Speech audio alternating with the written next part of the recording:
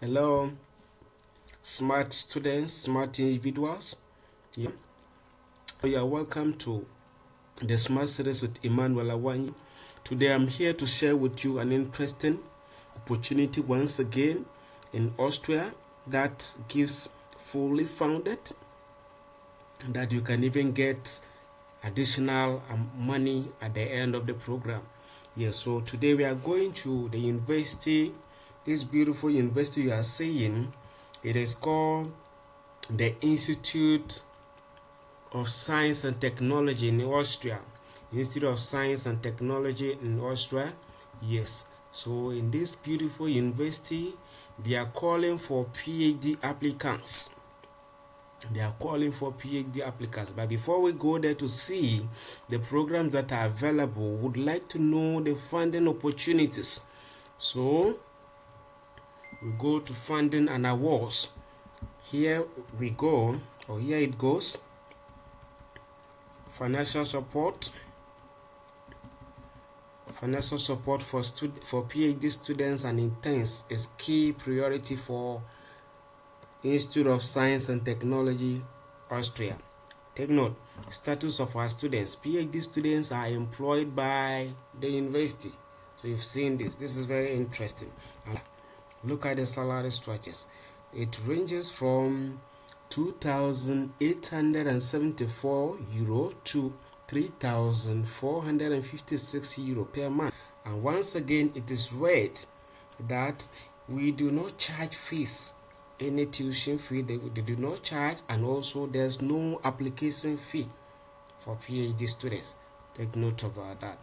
I think you should be ready and your mouth should be wet enough to rush for this program and to apply, to submit an application as soon as possible. Now let's go into to see the prospective programs available.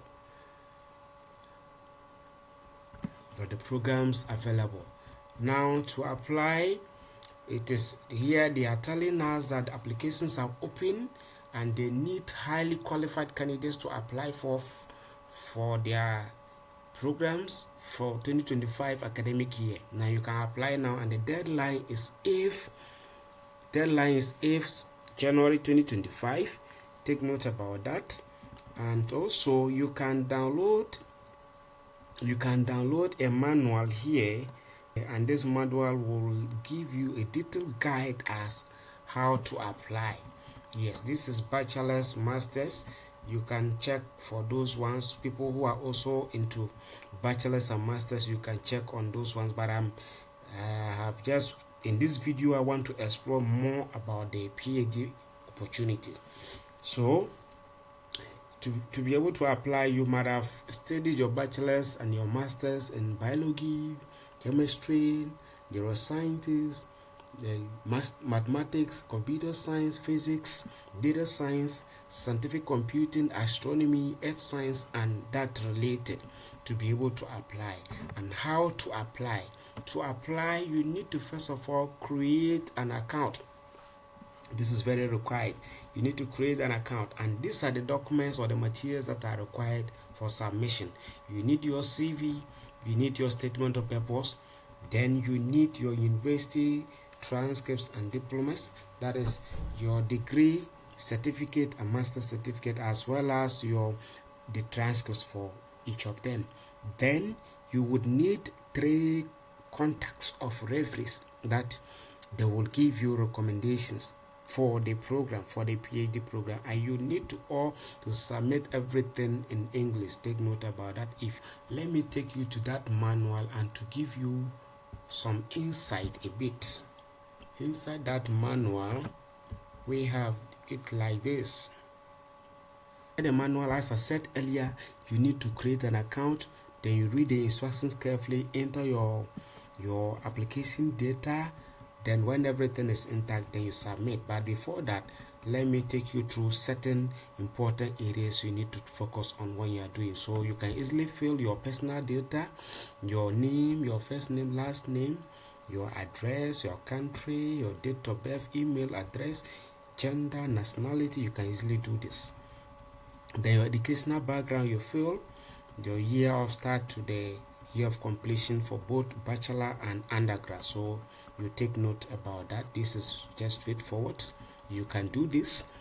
Then you also take care of, when you get to this particular place, you are expected to enter the highest possible grade for the bachelor's degree, that is the skills.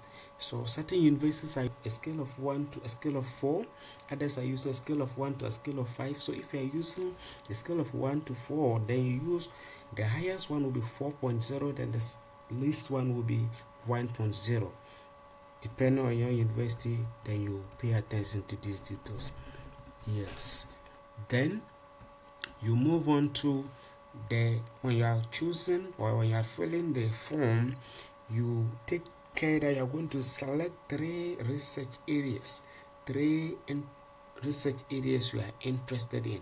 So you select them and you rank them in order of importance. Those options available. In biology, you can select 3. Biology, you have option for biochemistry, option for biophysics, option for cell and development biology.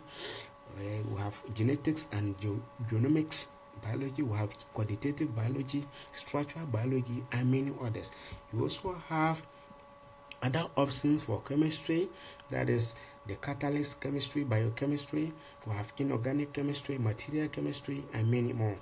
Then you have computer science related. There are options that you need to select too. Then we also have data science, so you can equally select data science. Here I want to let you pay attention to is all the documents that you need to upload.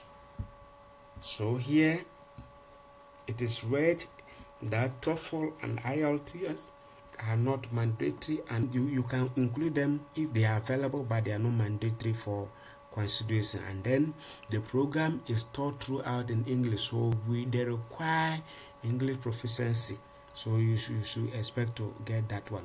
And bear in mind too, there will be interview, and the interview will also go in English.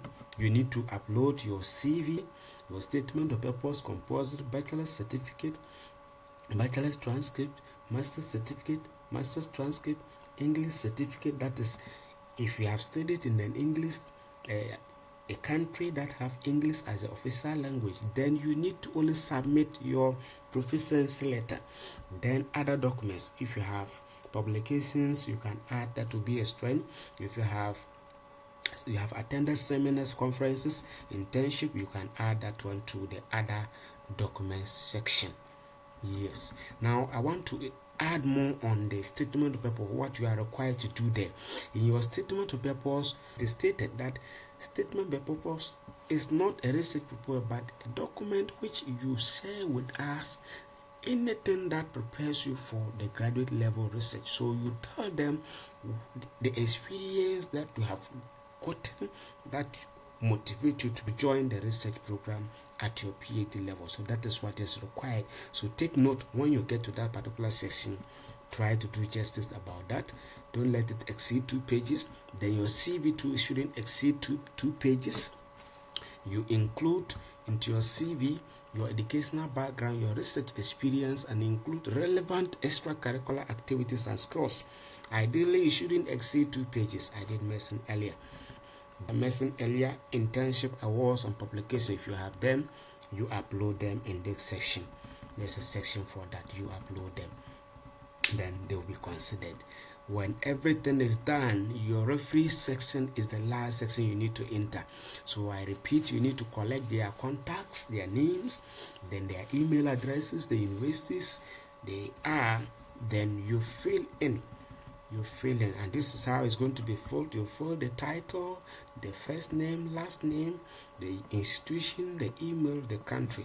So simple. And then the university will send them a link for them to fill and upload your recommendation on your behalf. You are not picking the hard copy to submit to the university. Take note. Right now, if that is done, you are sure of everything. I will recommend that you put every document you prepared on yourself through Grammarly, so that you proofread. Grammarly will help you to read and make corrections, but don't rely on Grammarly also do your own proofreading along with Grammarly. Try to obey or use words directed, and everything is well formatted before you click on the submit button. If you are not ready, don't submit. Save it and do all necessary corrections before you submit. When everything is done, you can submit. And when you submit, if there's a problem, if you see this, it means that there's a section you need to upload. There's something wrong there. So anytime you see this in your application section, it means that it is required and it has not been ticked. So you have to go back and make sure that that requirement is fulfilled, and all documents should be uploaded in PDF format. Take note. And after the submission, this is how it will appear. Your referee's name will come, Dr. So and so, first name, last name, institution, country, email. Then if the person has submitted, they will write submitted. If it is only created, it will be there created. So take care. Try to communicate. Tell your professors before, tell your referees before putting their details inside it. And also you need to first of all email professors within the university. Identify some people who have done research work that relates to your interest area.